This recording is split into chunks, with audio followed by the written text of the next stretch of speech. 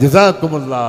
अल्लाह आपके रुतबे बुलंद करे, आपको दोनों जहान की खुशियाँ नसीब हों, आपकी सलाहियतें इस्तेमाल हों, इस मुल्क को तरक्की देना है। बैठ जाइए, जज़ाकुमुल्लाह।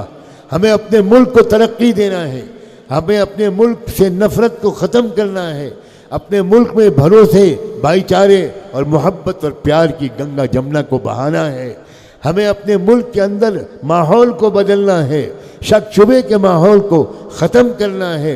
हमें अपने मुल्क की लड़कियों की इज़्ज़तों को बचाना है, अपने मुल्क की औरतों की इज़्ज़तों को बचाना है, बहुओं और बेटियों की इज़्ज़तों को बचाना है। चाहे वो हिंदू लड़की हो, चाहे वो क्रिश्चियन लड़की हो, चाहे वो सिख और बुद्धिस्ट लड़की हो, वो हमारी बेटी है, हमारी बहन है, हमारी बहू है, हमारी माँ है।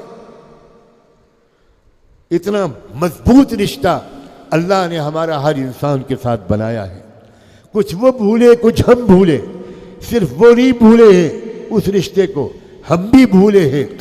वो अगर भूले तो उनका कसूर कम है, हम अगर भूले तो हमारा कसूर इसलिए ज़्यादा है कि हमारे आखिरी रहनुमा और रसूल और नबी और पैगम्बर सैयदना मुहम्मद रसूलुल्लाह को आए हुए सबसे कम मुद्दत हुई है।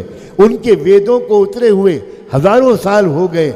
इसलिए हमारा ज़्यादा बड़ा फ़र्ज़ है कि हम इस अमानत के अलमबरदार बने। हम हर कच्चे पक्के घर में अमन व इंसाफ का पैगंबर बन के जाएँ।